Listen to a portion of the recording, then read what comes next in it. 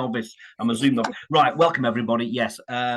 So I'm going to talk very briefly about the Hoarding Research Group and the UK Hoarding Partnership. My email's on the bottom, so please feel free to get in touch with me at any point and afterwards, and I can hopefully answer any questions or allow you to join the partnership. You will all be most welcome if you wish.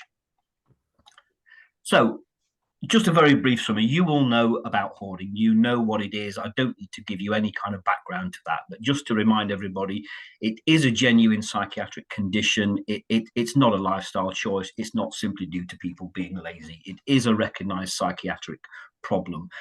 It may be a type of PTSD caused by childhood trauma. It may be related to autism spectrum. We still don't fully understand the exact causes of it. There has been very little research, believe it or not, done on this.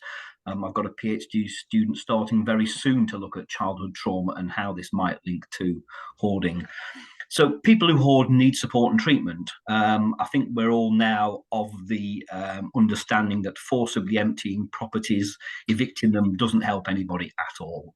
It's a traumatic and wasteful time. The best way around is a multi-agency approach. The Americans have been doing this for quite some time with their hoarding task forces. They seem to be very effective. There's actually very little evidence on how they've been evaluated, or very little published evidence on how they've been evaluated. Lots of people around the country are trying out these approaches. There's one down at Royal Borough of Greenwich. They just started one. County Durham have just evaluated one for 6 months and fed back that to us in our meeting in January. So there's lots of these things popping up all around the country, and they seem to be the best way forwards. But how you fund those and how you organise those, of course, is rather tricky. We do still need greater understanding of what hoarding is. It seems to manifest itself in several different forms.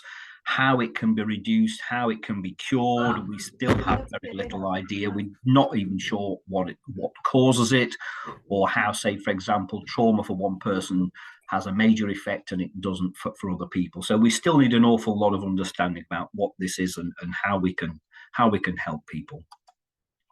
So in 2017, I established something called the Hoarding Research Group at Northumbria.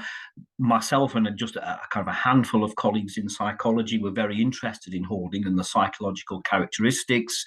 And the idea was to gain a better understanding, to devise some novel intervention strategies. We were working with clinical colleagues over at Newcastle Uni. And so we drew on various members from Northumbria, from Newcastle and Sunderland, all different aspects of psychology. Our problem was we only had a few meetings and then we were overwhelmed. Word got around, the university put our details on a web page, and we were overwhelmed with interest from housing officers, environmental health officers, police officers, social workers, community psychiatric nurses. And the group got so big, and we had this split between research and practice, and how those work together was getting ridiculous. So we set up something called the Northeast Hoarding Partnership. This was for people who work with people who hoard. It was a forum for professionals to get together, to share best practice, to have a moan, just to talk to one another, and people realized that they weren't the only person dealing with these very complex cases. That got too big for its boots, and we're now a national partnership, the UK Hoarding Partnership. So the two groups then, the research arm, if you like, meets monthly, brings together researchers and academics. We publish research, we apply for external funding, and we suggest, we suggest things for the UK Hoarding Partnership. So that was established in 2020 as the Northeast Hoarding Partnership, but from January this year, it's the UKHP. We meet every 3 months and we discuss issues relating to professional experiences of hoarding behaviours, and we try and support professionals and give advice. And we've got a large list of people with diverse experiences, and people are always very happy to share advice and support and suggestions and whatever. We take a trauma-centered approach. We assume that this is the kind of main basis for the issues that we see our people deal with, and certainly with our interviews with people who hoard, this comes out overwhelmingly. So the two kind of work together really to form a synergy. The Hoarding Research Group has now also broadened out. There's a split-off group called the UK Hoarding Research Network. That's headed by Sharon Moraine down at ARU, and our little Northeast team feeds into that larger national body. So there's a growing wealth of expertise now in the country, with researchers and practitioners getting together to really try and understand what's going on here. So you can see, this is the kind of basic idea. We've got the research arm, we've got the practice arm. There's various people around the country with support groups, and we're starting to put those people in touch with one another. So we're building up this coherent picture. I also teach a module on hoarding, which to my knowledge is the only one in the UK. I could be wrong, but hopefully we'll be developing out other teaching and CPD opportunities for people as well, to share the understanding and share the knowledge that we've got. But that's in its early stages yet. That's just a list of the current members. This was about a month ago when I put this slide together. So we've already got another 5 or 6 people added onto that. And I'm obviously not going to go and mention all of them, but you can see we have a wide and varied group of members. So just some little examples, really, of the current things that we're doing. We've been looking at the prevalence of animal hoarding in the Northeast and around the UK, a unique and highly complex aspect of hoarding, which is very intractable and very difficult to address. And I'll talk a little bit more about that in a few minutes' time with an example. We've done some work looking at transition from independent living to sheltered housing, and this is a particular problem for people who hoard. They have too much stuff, and they have very strong emotional connections to their properties and to their possessions, and so that move from independent to supported housing is particularly traumatic. We're looking at multi-agency approaches, and as I said, we've had talks from people around the country who've been sharing their experiences of developing these multi-agency approaches, and we're trying to evaluate them and get some kind of feel for what's the best way forward. We're very interested in how hoarding develops and is maintained, and as I said, I've got a PhD student who's looking at childhood and the developmental aspects of hoarding. We're very interested in novel clinical interventions for hoarding. I think Sam Wainman's here on the call. He's a PhD student at Birmingham looking at VR activities, very exciting stuff. So these are, very interesting ways of trying to be creative and look at different ways to address this. We're obviously concerned with mental capacity and safeguarding and legal issues. All of these things are very, very complex and can throw a real spanner in the works when professionals are trying to help people. And obviously I'm a psychologist, so we're very interested in the psychological and mental health aspects of hoarding. So a couple of examples then. We published a paper a few years ago now, but we were looking at the economic costs of hoarding behaviours in local authorities and housing associations. We just kind of wanted to get a feel really for how much these cases cost, because if we can prove to people that there is a financial cost for dealing with these cases, then somebody might give us money to try and solve it and try and reduce these costs. If people think they're saving money, they might give us some money. So we looked at the economic cost of individuals. It was located in the Northeast. We sent out surveys to 13 social housing providers and 1 emergency services. 7 of the housing providers responded, and the emergency service, which was Tyne and Wear Fire and Rescue Service. The average number of housing tenants was over 15,000. Hoarders only comprised 0.14%, which is way, way lower than the suspected range of about 2 to 6%. But as we spoke to our housing officers, they said, look, the people who we deal with are the tip of the iceberg. If you're a good tenant, if you pay your rent on time, if you make a space for for the gas person to come in to do their annual gas safety check, and you're not cluttering your neighbours' gardens or anything like that, then you probably won't even come on our radar. So this is these are the severe cases who were the tip of the iceberg, really. So the numbers were small then, but the majority of these people required significant action. A lot of staff attention, cleanup operations, legal actions. Over half the cases required health and social care services and were highlighted as safeguarding concerns. We didn't include these costs. They were just too complicated for us to pin down any idea of how these things might cost. Less than 10% of cases were resolved. The only resolutions were when people died or moved to another housing area. So the cases, in effect, were not resolved. The housing providers estimated, and these were guesstimates really, because counting beans is often quite difficult in these cases. They thought that each case cost them about £15,000 per year. This was way back in 2017. So you can probably add a naught on the end now. More complex cases where there's evictions or legal fees, you're looking at about £35,000 per person per year to deal with. The Fire and Rescue Service estimated that hoarding behaviours cost them over £100,000 per year. And their key concern, of course, was the danger to their officers when trying to get access to. And we've had several very sad cases in the northeast where people have sadly died because the fire service just couldn't get in and rescue them. They couldn't escape their houses because of the clutter. So it's a real concern to the Fire and Rescue Service.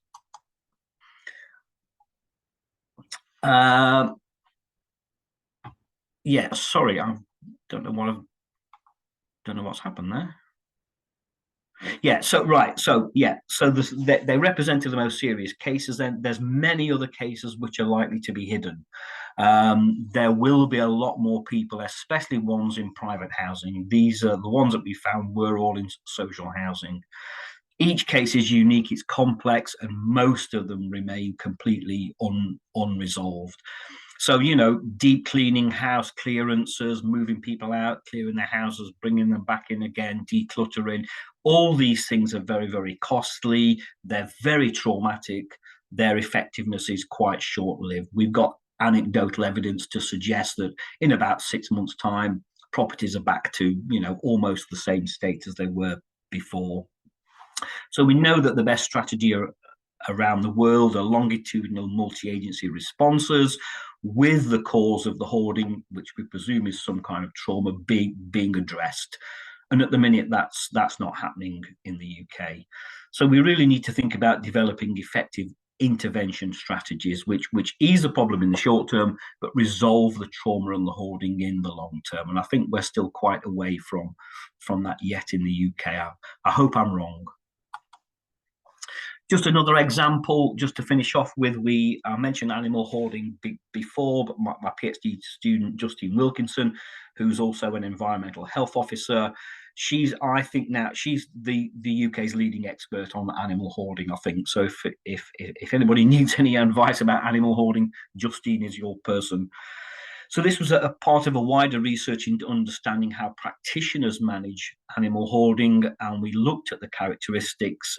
This was a first step. We looked at media reported prosecutions, because these are the only way that we can get access to this information. Animal hoarders are very secretive. You often don't know anything about them. The only people that might deal with them are the RSPCA and the police. So they often don't come to the attention of people like housing officers and whatever. So we did this survey. We did a media survey of all the prosecutions for animal hoarding. So again, these are the most extreme cases, the ones that come to the attention of the courts. They're all across the country, but in areas where there's a higher population density. So they're typically found in urban rather than rural areas. They're found in areas with high indices of deprivation. And we know that, certainly areas with deprivation are also linked to real problems with trauma and with poor mental health, and so it's no surprise that they are in such areas. The self-reported health in these areas is bad or very bad. It's also areas with a high proportion of people in their over 60s and areas with rental properties. So, the idea that animal hoarders are all living on private farms somewhere is not quite true. It's mainly people in kind of social housing, small social housing in kind of urban areas. And cats and dogs is obviously the most obvious example. So in our study, we compared it with a very large survey that had been done around the world by Nadal in 2020. Females predominated. That seems to be the case around the world. We don't understand why. But the mean number of animals per case is 44, lower than that reported by Nadal, but it's still, 44 cats in your house is rather too many, possibly. So cats and dogs obviously featured, as did that survey by Nadal. Very sadly, around half the cases, there's dead animals. They need euthanasia. And the cases are incredibly difficult to resolve. Recidivism's highly common. 20% of the sample breach previous bans. People typically move around the country, so they pop up again and again in the statistics, moving around the country and taking their animals with them. In one case, a guy was moving crocodiles around the country, and it was quite interesting. The living conditions are very squalid, and the outcomes are not very good. The animals get removed, there's disqualification orders, there's a lot of fines, but people can't afford to pay them. So very, very intractable, difficult cases for professionals to resolve. So again, each case is unique. It's usually complex. These are much more costly and lengthy for people to resolve. Again, we suspect that there's unresolved trauma here. Very difficult, though. I'm not aware of any research where people have actually interviewed animal hoarders. Justine tried. We just could not get access to these people. They do not volunteer for research. Their only encounter with the authorities tends to be when people are trying to arrest them or take their animals away from them. So these are very, in many ways, very, very sad people with clearly problems that are very hard to access and help. So this raises this, there's a very ethical challenge here. People should be allowed to have animals. They often do deeply care for their animals, but fail to do so. So it's a fine balance here between, our moral and ethical duties. There's no magic solution at all. No one agency can really take the lead with a holistic option. It tends to be the RSPCA. They're the default setting, but their solution is prosecution. That's all they've got to resolve it with. So it's very rare that you get an RSPCA team working with a housing officer, working with a social worker, working with an environmental health officer. So that multidisciplinary approach is incredibly important, even much more so in this in these complex cases. So our priorities really for the groups are, to develop and evaluate these multi-agency approaches. We think those are the best ways of moving forward. We need a better understanding of how childhood experiences, things like trauma and uncertainty, lead to hoarding. There's a group of children right now that will be the people who hoard of tomorrow. And if we can find them and help them, then we're stopping this in its early stages, rather than waiting until somebody's 50 or 60 and has had a lifetime of these problems. So we need a better understanding of the psychological and clinical aspects of hoarding. That can then inform novel intervention and treatment strategies. You're probably not interested at all in digital hoarding, but we've led the way in better understanding digital hoarding and how this relates to anxiety, cybersecurity, complex compliance behaviours and sustainability. We are in the process of developing online and written training packages for professionals, bespoke packages that try and address the specific concerns of people in certain professional groups. And we're developing and evaluating support groups. So whether these are online and face-to-face, that's one of our key priorities. And really, we need money to do this. So we are putting in bids for places like the NIHR to fund multi-agency approaches. And we're also very keen to strengthen existing collaborations and develop new ones, because if we form a larger coherent whole, then we're in a much better position to lobby for funding and to gain a real presence, both in research and in practice. So that's it. That's me. Thank you very much for listening to me. My email is there. Please get in touch if you want to join the group or if you've got any questions. Oh, thank you so much, James. And good morning, everyone. Really great to be here to talk generally about, I suppose, the legal framework for hoarding. But what I want to do is try to cast my net rather wide here and also try to make links with how the law also feeds into related issues around executive functioning as well as self-neglect, because I think from a legal perspective, these things are often interlinked. Let's just start off by thinking about the legal framework, which I've sort of summarized on this slide here. And I suppose what I want to argue here is that not only is the legal framework very piecemeal, a bit sort of higgledy-piggledy in terms of its development, it's also important to remember that it's not designed entirely around issues like hoarding and self-neglect.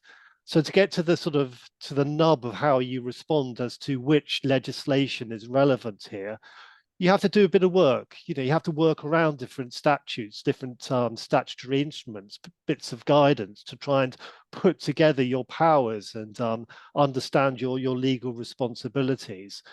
In a lot of cases, that may be around service provision in relation to the Care Act. In other cases, it may be something a bit more heavy duty, maybe around the Mental Health Act or even housing and environmental health law. So the important thing to remember is this is not a coherent framework, and indeed, why should it be? Would you normally have a single statute just covering one area, such as self-neglect or hoarding? It's not unusual to have to put together different areas of law and try to work them out.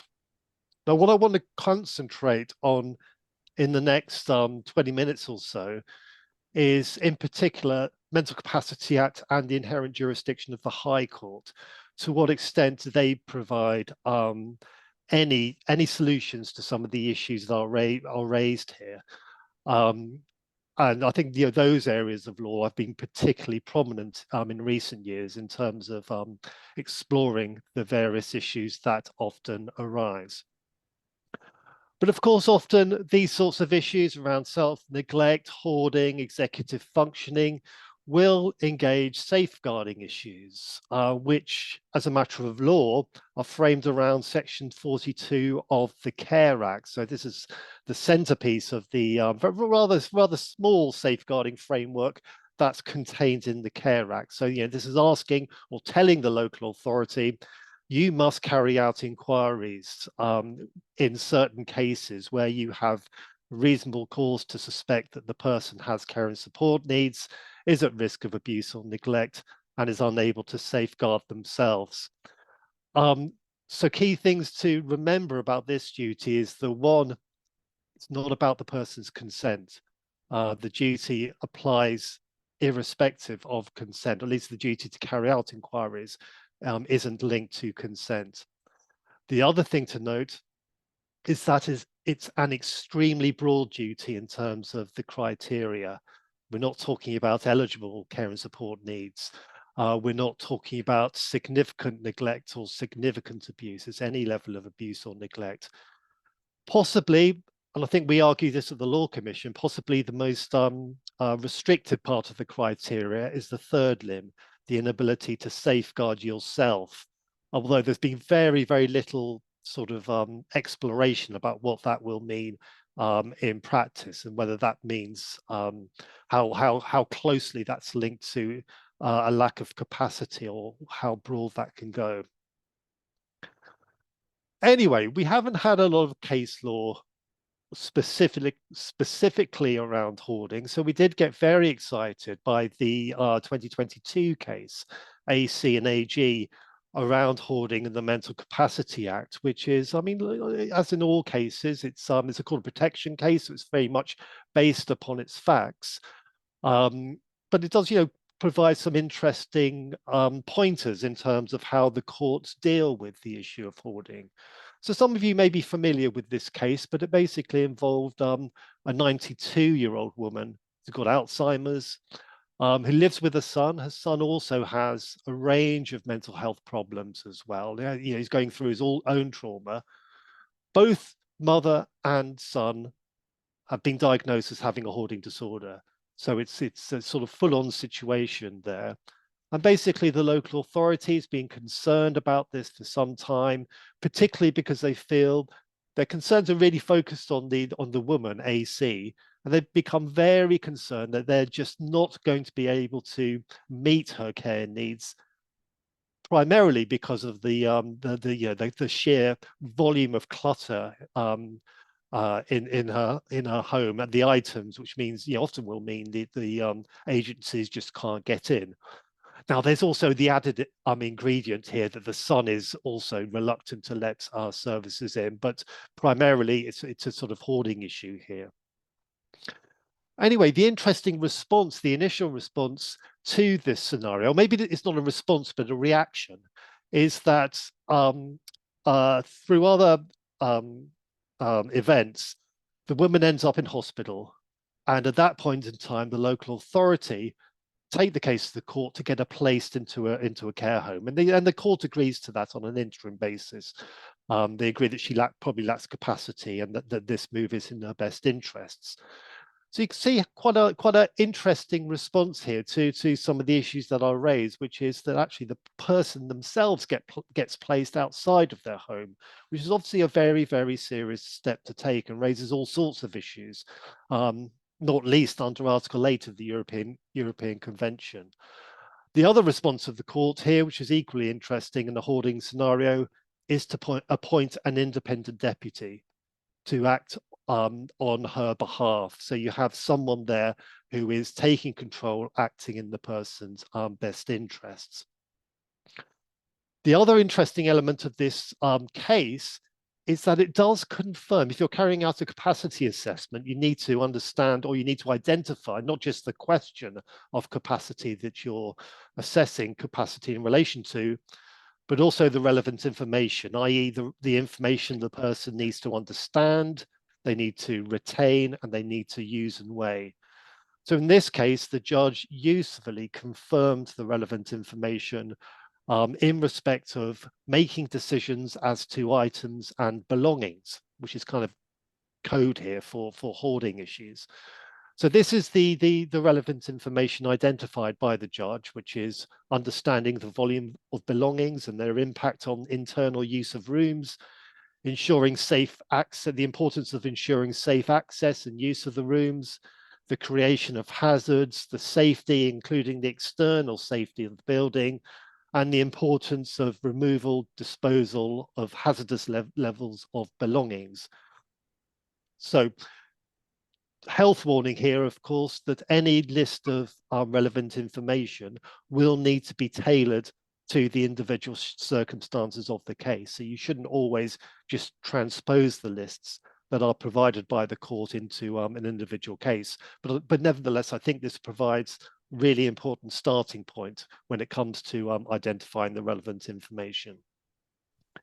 Anyway, the judge's decision in this case was that the judge accepted that the women in this case lacked capacity to make decisions about managing her property and her items and belongings. So you can see there the judge separates the two. Property and affairs are a separate capacity domain compared to items and belongings. So it's not part and parcel. Hoarding isn't part and parcel of property decisions, in other words. The judge agreed that a trial at home, i.e. for the woman to go back home for a trial period, wasn't without risk, but on the evidence, this was a manageable risk and in her best interests. Interestingly, what the court did in this case is place certain conditions, quite stringent conditions, on the son to allow the mother to go home, including requiring the son to give access to care workers, to work proactively with the deputy, to continue his work on his mental health issues, and to make sure he's looking after the property appropriately. So quite an extensive use here of court of protection powers to place conditions on a third party in order to assist the person coming home. And, a lot of judges give very good quotes, and we have a great quote, which is harking back to previous quotes given by court of protection judges here, which is that the aim of the court shouldn't be to remove all risk, but to create manageable risks. So an important message in terms of practitioners not to be too risk averse. Although, I often think that it's all very well for judges to be able to say this and in their courtrooms, but at the coalface, it may well be very, very different. But nevertheless, I think it is an important message from the judiciary to that you can't get rid of all risk entirely. So, moving on from hoarding to the linked issue of executive dysfunctioning, which is sometimes linked to hoarding.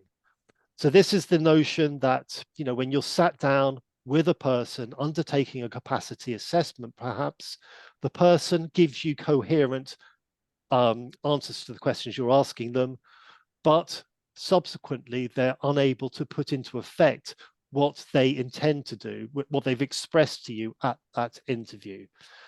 So, in layman's terms, this is often referred to as being able to talk the talk, but not walk the walk. And it's associated with a wide range of conditions, including brain injury, autism, Prader-Willi syndrome, OCD, and hoarding, which is very relevant here.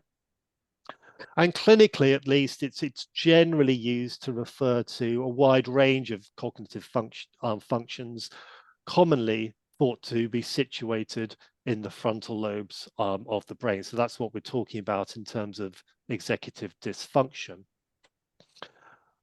A number of important issues are raised in the context of a capacity assessment where you're dealing with someone who is potentially experiencing capacity issues as a result of executive dysfunctioning.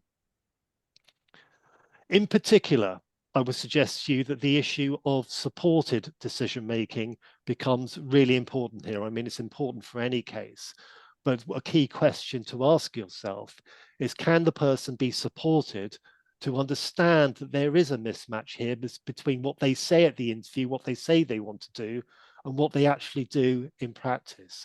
So can things be put in place to assist that understanding? The other challenging issue here is that it's not all about the assessment or the interview that you're carrying out. It's also something else going on here. It's performative. Can that person do what they've told you at the interview? So it's much more than your observation of the person. You're going to need to think much more creatively about how you take information about the person's ability to make the decision in question. So it is going to be important to gather information from a wide range of sources, including family and friends. It may be that you need to observe the person in practice. Also look at the person's history. And of course, which is something that was raised by Nick, it's very important to work in a multidisciplinary way as well and gather information from other agencies. Also remember that when it comes to the capacity assessment, the relevant information includes the reasonably foreseeable consequences of the decision or of failing to make the decision, which especially the latter may well be very relevant in a case of executive dysfunction. But it's important here that the inability to make the decision must be the result of the person's difficulties with their executive functioning ability. So this isn't just a case of the person understanding the information, weighing that and deciding not to implement it. This is an inability to give effect, to use that information when it comes to carrying out the task. So the outcome of the decision is not relevant to the question of whether the person has capacity. So this is a very challenging issue for practitioners, that you are focusing on the statutory criteria and the inability to make the decision, not the decision that is actually being made. It's about focusing on particularly the functional test of capacity and linking that to the impairment or disturbance.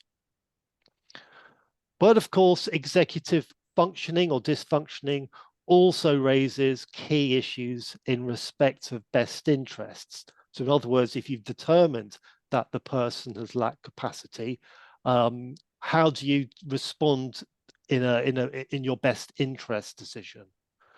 And I think one of the key issues here is the importance of the person's wishes and feelings. As we know, just because the person lacks capacity, that doesn't give any automatic discount to their wishes and feelings. In fact, in a lot of cases, they achieve greater significance.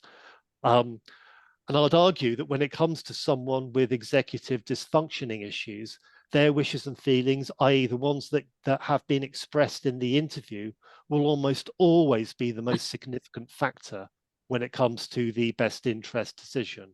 Because what you're trying to do, in effect, is allow them to implement those wishes and feelings, and that should be the focus of your best interest decision.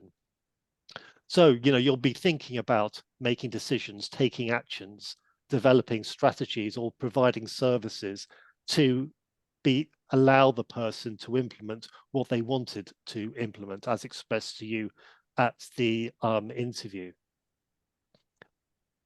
Of course, again, general principles from the case law are also important here when it comes to the best interest decision. And this harks back to the quote in the Hoarding case, which is that decision makers shouldn't be risk adverse when it comes to best interest decision. Think about creating manageable risk with the aim of achieving the person's happiness, which is a very important message from Sir James Mumby in the case. And also, don't forget that this is about the person's best interests, but that doesn't mean you have to ignore the impact on other people. You can factor that in to the best interest decision. And in some cases, including in hoarding, that will involve protecting others from harm. That is perfectly okay from a legal perspective to factor in to your best interest decisions. So do bear that in mind.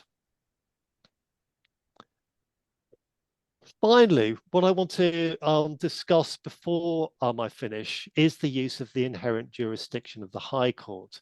So the inherent jurisdiction has survived the introduction of the Mental Capacity Act. In some cases, it allows for the courts to order intervention into the lives of people who have capacity. Now, there are clearly, this raises very important legal and ethical issues, so the courts are often reluctant to do this. But what I want to suggest to you today is that maybe in the future, the inherent jurisdiction might develop in the area of providing assistance when it comes to issues of self-neglect or even hoarding specifically as well. Now, I'm not suggesting we're there at the moment in terms of case law, but we have had indications in some cases that the courts may be prepared to go in that direction. This is quite a interesting example of this, which involved Croydon in a case of quite severe self-neglect. So it involves someone called CD, who's diabetic and has all sorts of issues around incontinence and being unable to manage his home environment. So he's also an alcohol user, frequently drunk at home, lots of issues around him, falling at home, injuring himself, not being able to manage his personal care, and consequently, his home environment has deteriorated, care agencies can't get in, and he's also ringing up emergency services frequently. So he lives at home in a flat. His main friends are fellow drinkers who also have very serious alcohol issues. So by the time the case gets to court, things have come to a head. So his flat is soiled with human waste. It's putting him at risk of health risk, as well as putting visitors at risk as well. Carers cannot access his flat to provide him with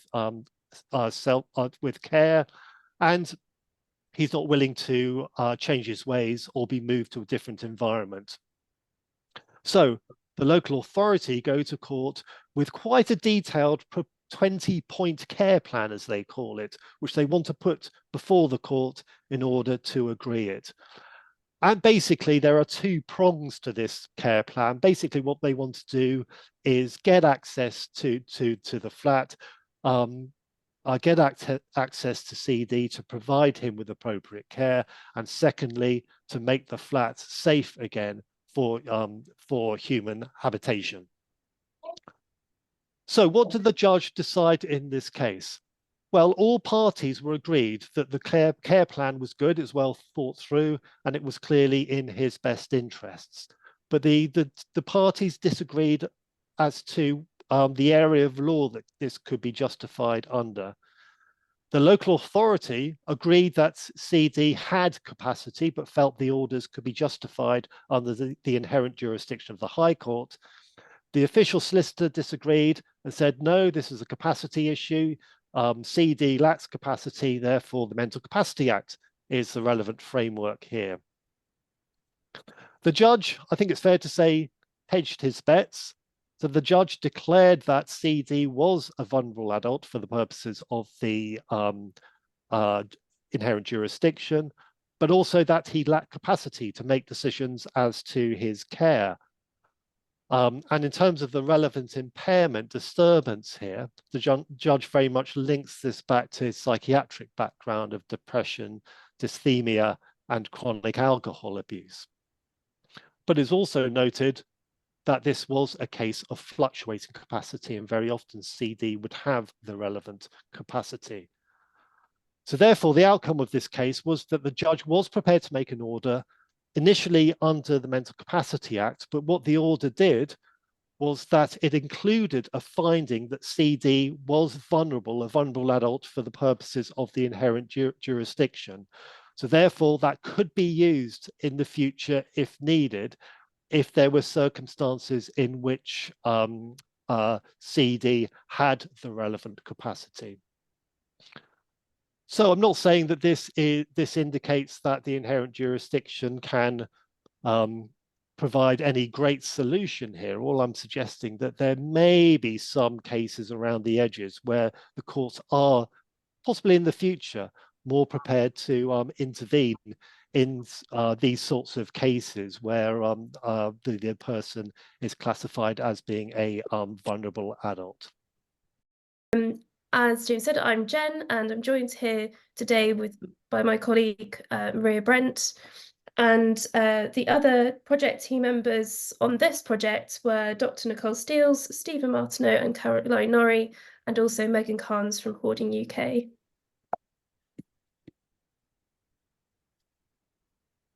The usual disclaimer from our funder, NIHR, SSCR, and our study adopter, NIHR ARC South London, that the views today are of ours, the authors, and not necessarily them, the NHS or the Department of Health and Social Care. We will be using a couple of acronyms today, most notably the ones that are on the screen. So person with hoarding behaviours, people with lived experience. And also we're going to be talking a lot about professional declutterers. So you'll hear us saying PD a lot, and also referring to local authorities as LAs. So for the next 20 minutes or so, I'm first going to take us through what is professional decluttering, something that's actually been quite difficult for us to define. Then I'll move on to an overview of our research projects, covering the project aim, who was involved and what we actually did. And then I'll pass over to Maria, who will take us through some of the findings from the research. And today we're focusing particularly on the theme of trust. And then at the end, I'll give you a brief idea of where we're going next with the research, and then we'll take some questions. So What is professional decluttering for a person with hoarding behaviours? As I said, this is a question we've been grappling with throughout this project and projects before. It sits within harm reduction intervention approaches that aim to reduce the volume of possessions in the home. But such interventions can vary widely. And in our view, we've tried many ways to work this out, but we think that they exist on a continuum, as we've put on the slide here. So on the one hand, you have interventions which are forced through threats or application of the law. These are without any input from the person with hoarding behaviours and can take place very quickly and intensively to strip things out of the property. As with anything, there's a lot of nuance in this, and removing things quickly may be the right intervention in some cases where risk is extremely high, but most commonly, people experience this kind of intervention at the very end as being very traumatic, and it doesn't result in any lasting changes. On the other hand, the gold standard intervention, as we know from other research, is one where the person with hoarding behaviours is fully involved, and the choosing and removal of items is done at their pace over an extended time period. A joined up multi-agency approach around the person and with their involvement is also best. And likewise, parallel psychological support like CBT, for example, would be in the very best version of this intervention. From our research in this project and the earlier ones again, we see deep cleans and clearances as being more towards the left-hand side and decluttering to be more towards the right. However, as I said, there's always nuance, and every intervention and individual experience does differ. It is worth adding here that none of our participants that Maria is going to talk about soon have received CBT as part of their PD support, and there were very few instances of multi-agency working. So our research was an exploratory study of the role of professional decluttering services as part of interventions with people with hoarding behaviours. Given our expertise in adult social care research, we attempted to focus on people receiving decluttering support who were known to adult social care. This was fairly loose to include people whose PD was arranged and or paid for by their local authority, and also those who paid for the PD themselves, but had a social worker who was aware of the arrangement. However, we did end up including people beyond this scope in our final research. So throughout our research, we regularly sought input from our two advisory groups. The first was a group of 10 people with lived experience of hoarding, either personally or as the family member or carer of someone with hoarding behaviours. This group was chaired by a person with hoarding behaviours who was also then on our second advisory group. The second group had representatives from Hoarding UK, the Association of Professional Declutterers and Organisers, the British Association of Social Workers, and the National Development Team for Inclusion. Both groups were instrumental in the development of our research methods, our understanding of the findings, and our approach to dissemination. So what did we actually do in the research? First, we did a review of PD's websites to better understand the range of decluttering support out there. Then we interviewed 18 PDs and 22 frontline local authority staff about their experiences of the full process of working to support somebody with hoarding behaviours. Next, we interviewed 6 people with hoarding behaviours who had previously or were still receiving support with decluttering from a PD. And finally, we went along to decluttering sessions whilst they were happening. So there's actually much more we could say about this method around getting joint consent from both the person with hoarding behaviours and the PD, and being physically present as a researcher in a cluttered space when things are being moved around. But I'm afraid we'll have to talk about that another day. And as I'll come back to at the end of the presentation, we are now in the dissemination phase of the research. Our project, whilst fairly small, gave us a huge amount of really detailed data and covered a lot of topics. The ones here are the main areas we ended up exploring. However, the overriding theme that cut across almost all of the findings was the importance of trust. So over to Maria to talk through some of the data and our thoughts on it. Thanks, Jen. Hopefully everyone can hear me okay. Yeah. Thanks for that introduction. So we wanted to share our findings with you today, and drawing on direct quotes from the participants that were involved in our study, and exploring this theme of trust and how a person with hoarding behaviours and the PD developed that trust, showed that didn't start from a neutral place. So people with hoarding behaviours shared that they'd often had really distressing, quite traumatic experiences before working with a professional declutterer. And I think just looking at these quotes here, so these are both from people with hoarding behaviours that we spoke to prior to working with a PD. There's an enormous sense of shame. I feel when I talk to people about the difficulties that I have, that I'm practically being asked to pull down my pants and bend over and then show everybody all the photographs of my bottom, if you see what I mean. And likewise, it left me on my knees for 6 months afterwards. Social services brought some people in and they did it to me in my own home. It was awful and degrading. I think there's a really powerful insight into the experiences that people had, that they felt very exposed, they felt very vulnerable, and it really was quite traumatic. Another key issue as well that they talked about was being asked by professionals the same questions, being asked to divulge really personal information. Who one person described to me, they treat it in a very cavalier fashion. Why do you need a service? Which kind of links back to what Nick was saying at the beginning around people feeling that, that we're lazy, that are we deserving of this service? So I feel like Chris Whitty. Next slide, please, Jen, if you don't mind. Thank you. So in terms of identifying a PD and how that was commissioning, we found that really varied so widely across the different local authorities and the people that we spoke to. There didn't seem to be a consistent approach. So there was variety in looking at the thresholds of how they engaged a PD, how they were found, chosen, the duration of the work, how they were paid for.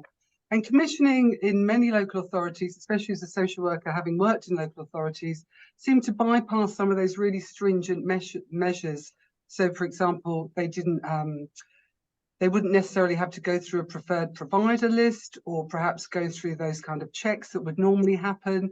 It often tended to be word of mouth. So a social worker would explain, well, I've worked with Sarah, she provided a really good service, so I recommended her to somebody else in another team. And those recommendations kind of not just went across teams, but actually went from one local authority to another. If somebody provided a good service that was person-centred and they received good feedback from as well. And it was often commissioned through a kind of one-off spot purchasing. But then what happened with that as well is once a PD was found to provide a good service, that they were actually then inundated and so overwhelmed that it was then quite difficult to get access to them. And cost as well, I think, played a big part in the commissioning process. So as we can see there, so the go-to position when resources are dwindling is the cheaper option, will be chosen, and that's a quote from a local authority worker. So moving on to the next slide. Sorry, thanks, Jen. So in terms of once a PD's been identified and that connection really between the PD and the person with hoarding behaviour, it was kind of building that trust. And I made a note, I think Caroline mentioned in the chat earlier about how important trust was. But interesting, PD shared that actually part of that trust is knowing when not to work with somebody, when not to make that intervention. And they talked about often a tension perhaps with local authorities where they were asked to go and work with somebody who had a specific issue, that there might be an issue around risk. And I think as this quote really illustrates on the right from a PD, that they've worked with local authorities, they've insisted they'll go in and they'll go to start that consultation process. But if the person is saying, no, I'm not ready, they won't then progress. It has to be at the right time for that person, especially for the person with hoarding behaviours to feel safe and feel ready to engage in that process. And one described it as have to have a chat. The PD was talking about you need to engage with that person. You've got to find the right personality match. There's got to be a connection with those parties that you can start to build that trust to allow that engagement. Thanks, Jen. So I think setting expectations. So once the relationship's been formed and there's been agreement there, again, it's about setting trust around those, the person feeling in control. So I think a central theme in our findings was trust, but I think it was also for the person feeling that the person with hoarding behaviours had control in the process. So the plan for each session, once they'd met the PD for the person, was planning that session. And I think these quotes illustrate that. They're both from a person with hoarding behaviours. I absolutely felt that I had control. You know, that was absolutely essential to me. And again, from the PD, the client decides what we're going to do. I'm not going to arrive there with a bag and say, you know, follow me, we're going to do this. And I think we witnessed this on our go-alongs, where Jen and I actually went along to observe PDs working with people with hoarding behaviours, that it was very much a collaborative process, that they worked together and the person had control and set the agenda, really. But they also could say, you know, I witnessed that you know, the person with hoarding behaviours would say, you know, I'm done now, I'm tired, can we just give it a rest? And that was fine. So again, they had control in the process, but also when it started and when it ended on the sessions themselves. Thanks, Jen. So again, the trust between the PD and the person with hoarding behaviours. I think what the PDs recognise is not something that people enjoy when they're talking about the people that they're working with, but you can see them settling after about 15 minutes. It's quite interesting because they do trust me, but that takes time. Again, that was a central element. It needs time to build that up. But also the human element from the person with hoarding behaviours. You know, they said what's important to them is trust, but they've got a sense of humour. They could have a bit of a giggle, they could have a laugh. They talked about the PD's manner was excellent. And obviously discarding thing wasn't an easy process. So that often triggered quite emotional responses. And they felt what was really helpful was the PD was able to manage that and understood that and gave them time to process that emotion. Thank you. So trust with discarding. So throughout the process, really, making sure that the person, as we've discussed, has a decision over what and how things are discarded, and that the PD uses their local knowledge. That was really important because person with hoarding behaviours described to me the trust that they had with their PD was that they had a really good local knowledge about recycling and what was going on. She talked to me about having shared values with the PD because she said, I get her. She's got a real strong sense of sustainability. She's ecologically minded. We've got the same value base. And that's really important. So when she says she's going to take something away, sometimes going to a charity shop just doesn't cut it. I need to know exactly where my items are going, how they're going to be recycled. So this PD knew about repair shops and specific areas where those items could be recycled or moved to. So again, the quotes speak for themselves, really, that it's about trust, about how that person's going to work with them, and just that connection. One of the PTs also talked about some strategies. She said what was really helpful working with somebody, and I witnessed that as well, that we can categorize items. So they talked about an example where they had, 6 can openers and put those out and say, well, do we really need 6 can openers? Well, no. So again, the person was in control of the process and how things were discarded. Thanks, Jen. Just moving on to so checking in and accountability. This was a really interesting one because this varied quite widely as well. So when we talk about checking in and accountability, often at the beginning, that would work well. So there would be contact with the social worker if the local authority were commissioning it, the PD and the person with hoarding behaviour. So there'd be often a meeting, not always, but at the beginning to agree the scope of the work and build that relationship. But it seemed to be really variable then after how that was followed up and monitored. So, for example, the PD may provide full written reports to the social worker.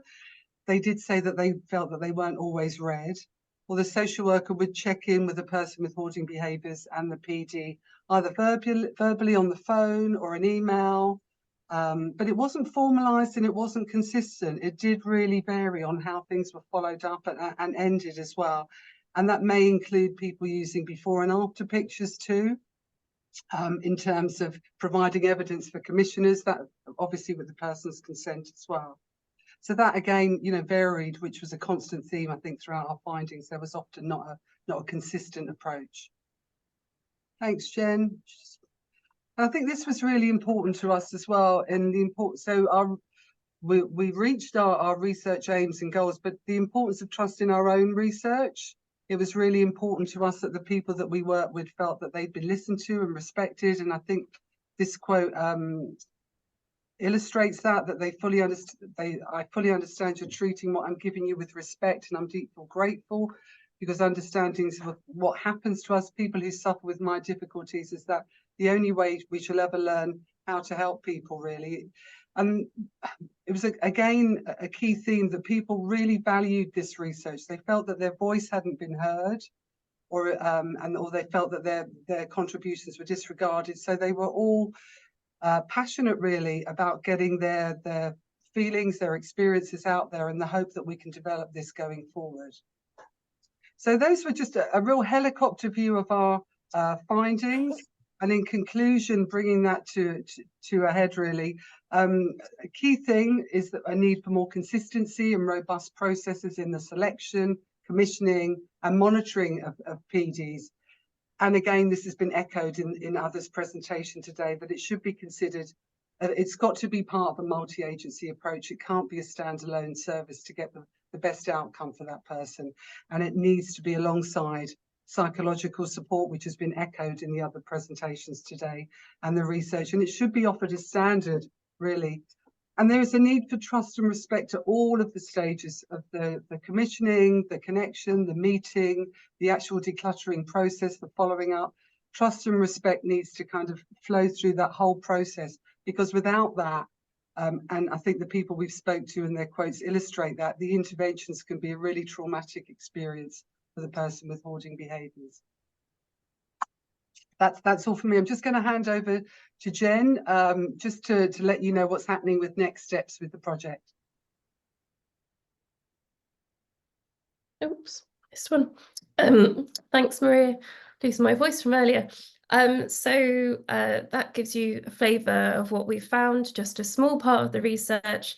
But next, we're working up a set of guidance documents that we've provisionally called What to Ask a Declutterer. So there'll be 3 versions of these, one for a person with hoarding behaviours or their family and carers thinking about working with a PD, another for local authority staff who are choosing or commissioning the PD, and the inverse version for PDs who are being asked those questions by people with hoarding behaviours or local authorities. We'll also be sharing a summarised version of the project's findings and writing up in more in-depth articles as well on specific areas. And we're also hoping to be involved and preparing for the Hoarding Awareness Week in May. So hopefully we'll see some of your faces again then. So all that is left to say is thank you very much for listening. These are our email addresses if you want to get in touch. And over to James for any questions. Yeah, so hello everyone. Yes, so as James said, my name is Sam. I'm currently doing a PhD here at the University of Birmingham, and yeah, today's been such a good day to hear from everyone. There's been some really great ideas. So I've been working in kind of the hoarding research space for coming up to 4 years now. I work alongside the community interest company Clouds End, which was the first community interest company set up to support those who face hoarding issues. And yeah, it's really encouraging to hear how kind of different parts of the country are responding to some of these challenges. I'd encourage you. The Clouds End has some great expertise, so do get in touch with them. Kind of if you've got more questions. So yeah, as James said, I'm currently doing my PhD all around how we can better understand treatments and how we can best support those who face these hoarding difficulties from a psychological perspective. I'm a big psychology fan, potentially. Some may go as far as to say psychology nerd. I think psychology is great. I think it's fascinating, and I think there's lots we can learn from psychology and apply to hoarding. And I really wanted to emphasize as I begin my presentation that the hoarding most certainly is a psychological disorder. It's a big issue, and I think lots of the talk today has kind of made it super clear that, like any other psychological issue and any other mental health condition, speedy solutions are very hard to come by, if not impossible to come by. These things take time, and they take collaborative working, as Jen and Maria just brilliantly said. And collaboration in psychology is super important. Collaborating at events like this, where we're able to collaborate with other professionals from different sectors, is super helpful. It helps us to understand, for example, helps me as somebody whose background is all in psychology to understand kind of what the role of a social worker is day to day, what the challenges and pressures they are facing. And so that helps bring that multidisciplinary team together, helps us work. And one of the other key areas of collaboration is experts by experience. Now, as I'm sure you're all aware, experts by experience in issues, in mental health issues, are those who experience these issues. So in this case, the experts by experience are those who face hoarding difficulties, who display hoarding behaviours or experience issues relating to hoarding. And experts by experience are useful in all sorts of different sectors. They've been found to be valuable in commercial sectors, influential in kind of developing useful disability technology, but also in developing useful and helpful mental health services. And as has kind of continuously popped up in the chat today, one of the key things and key difficulties when it comes to hoarding is engagement from clients or patients, or whatever your service calls them, because it can often be quite tricky to get that. And one of the things that we find in psychology is really, really important for engagement with mental health services is what we call acceptability and feasibility. So acceptability is the perception from a service user that a given intervention is agreeable, palatable, or satisfactory. So in the past, for example, where psychology has used therapy techniques such as flooding for phobias, which is where somebody would be placed in a room with their biggest fear, if you like, and would have to remain there until they, got better. They learned not to be scared. While there is some evidence for some people that worked, it's not a very acceptable intervention. I'm sure there's many people on this chat who perhaps have a phobia of spiders, and the idea of being locked in a room with a very large one would be not an acceptable way of getting around that. So it's through collaboration with people that we can begin to better understand how we can make interventions feasible and acceptable to people. Without collaborating, we're shooting in the dark, we're guessing.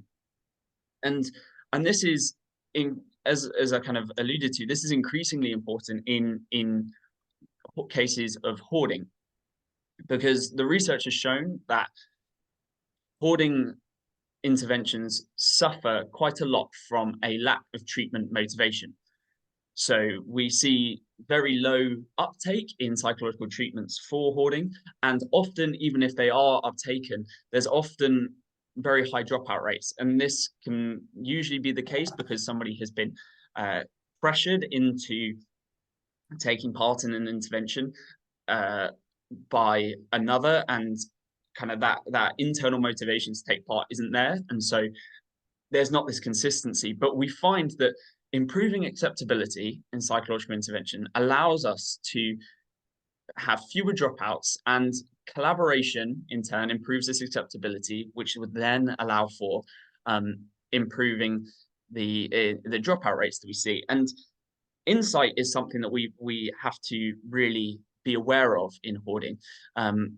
One study found that around 50% of those who face hoarding issues do not recognize the conditions of their home accurately. And so it's undeniably a challenge as professionals to work alongside people that don't see the things the same way you do. And actually, one part of psychology that is really helpful in this is a phenomenon called psychological reactance. Now, I experience this, or at least used to experience this fairly regularly, but it's that feeling when you're just about to do something and you have every intention of doing it, and somebody then tells you to do it. So I don't know, if you've got every intention of addressing the pile of washing up that is piling up in the sink, but as soon as someone says, Sam, can you address that? Can you do the washing up for me? That's suddenly the last thing I want to do, because I want to maintain my freedom and ability to make responses. And this is the first thing that I wanted to kind of give to everybody today as a little working tip. By collaborating with service users, with clients, we can best understand their perspective of things. If rather than saying we must clear X, Y, and Z, by instead being collaborative, by being inquisitive, by being interested, we can perhaps rephrase that and say, well, how do you think this room is? How happy are you with the state of your home? And this actually means that there's not that psychological reactance, there's not that instinct to fight back and defend one's freedom of decision making. So that's just one way that collaboration can be really helpful, and thinking collaboratively about hoarding can be really helpful. And as shown by the previous presentation, shame and guilt has a massive part to play. Understanding that somebody has a lot of shame and guilt around their hoarding can allow us to approach it differently, and collaborating with somebody to understand that is really key.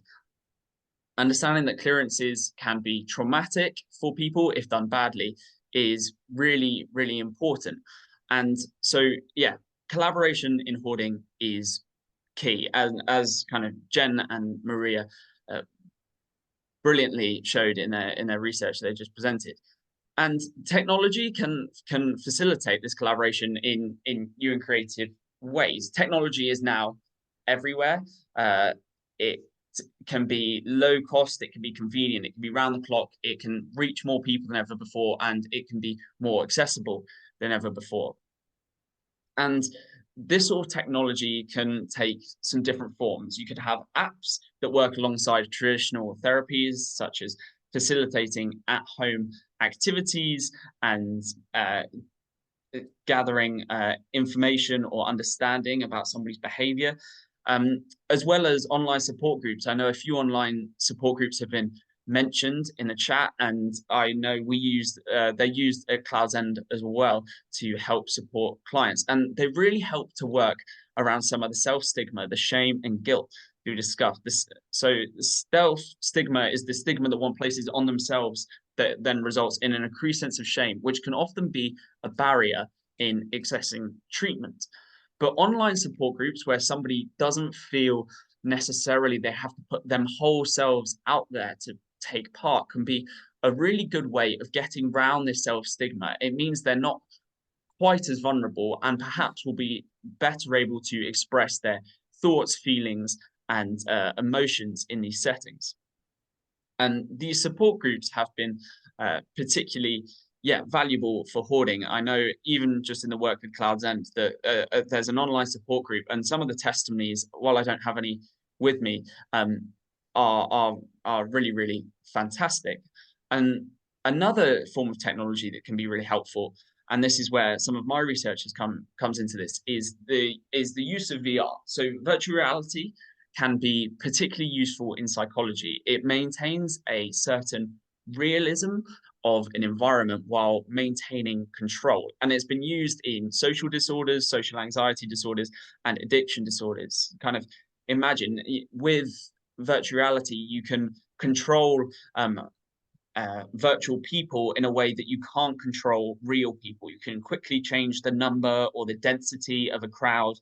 Or in addiction disorders, you can expose somebody to certain addiction cues, for example, drug paraphernalia, kind of cues around alcohol use, but they're in a safe environment. There's a virtual reality headset, and these are things that have been done in the research. And this control and safety can provide a really new and exciting way of thinking about different things. And in this case, for hoarding.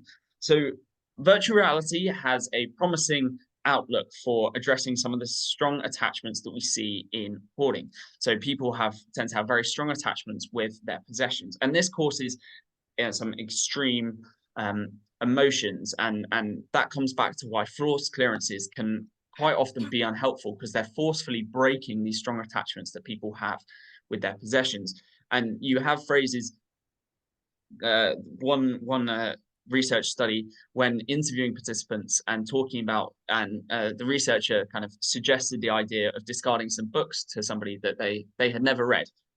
They responded by saying, "I just feel like I want to die," which may seem like quite an extreme response, but by collaborating with people, we can understand kind of the intensity of these feelings and therefore the way they need to be addressed. And virtual reality shows some real promise for allowing us to understand how participants experience their home differently from others, and how the virtual reality can kind of give a new insight.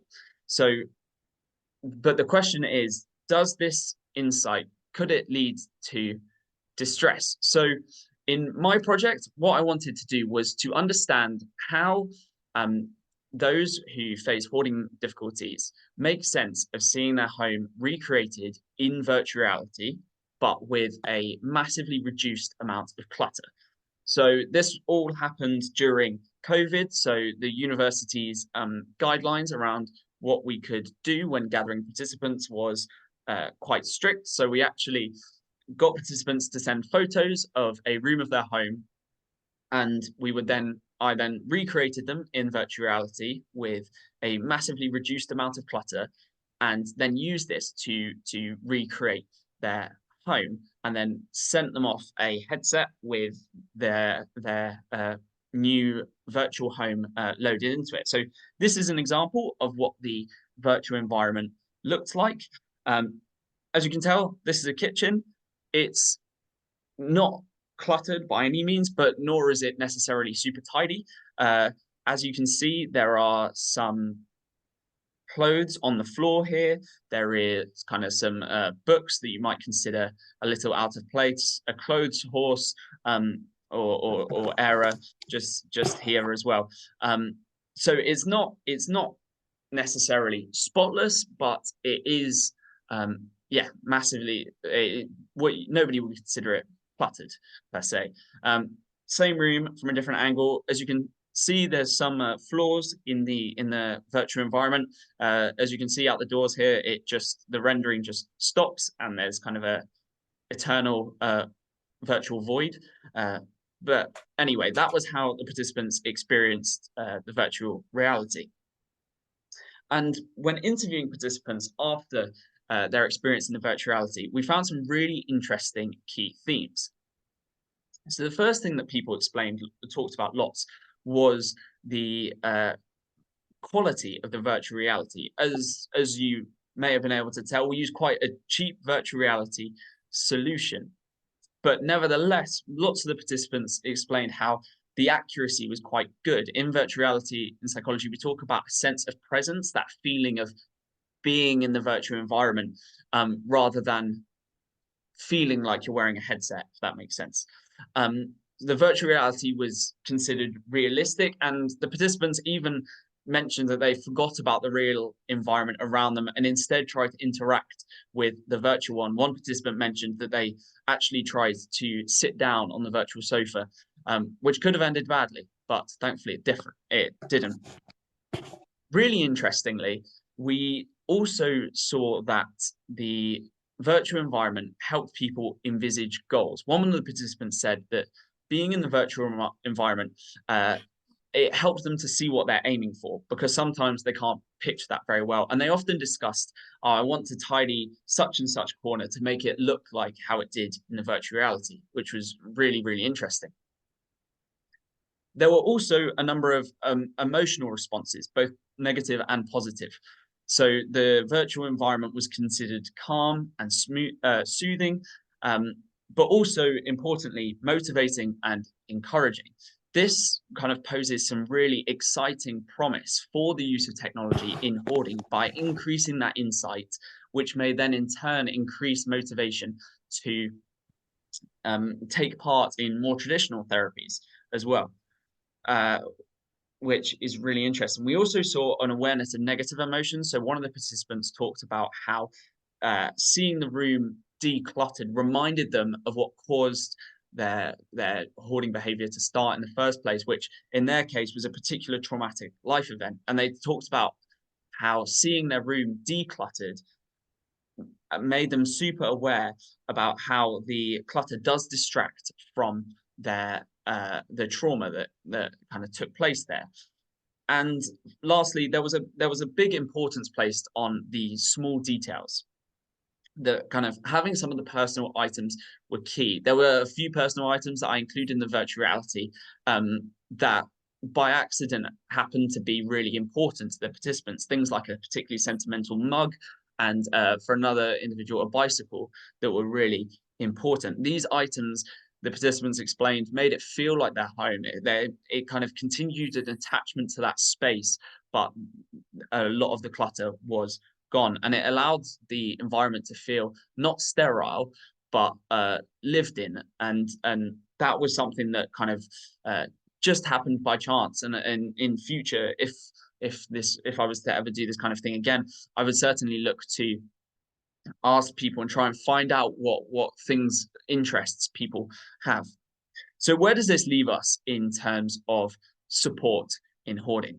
I think it shows how important both this study, other studies, and the one that Jen and Maria talked about, shows how important increasing collaboration with service users, clients, those who struggle with hoarding issues, experts by experience, is, because by putting their experience at the forefront of research and policy making, but also the small day-to-day decisions around what items go, what care plan is best, we actually will be better promoting people's sense of free will and autonomy, and contributing towards a better quality of life. By putting these things at the forefront, we can have more creative ideas around how to address issues and also learn the whole time. Unfortunately, while psychology tries its best to paint a picture of how particular things work for kind of everybody as a whole, actually even in these things, everybody is different, everybody is unique, and it's only through collaborating with people both on small and big levels, through just being inquisitive, asking questions, and having a person-focused rather than a possession-focused approach, that we can really take this forward.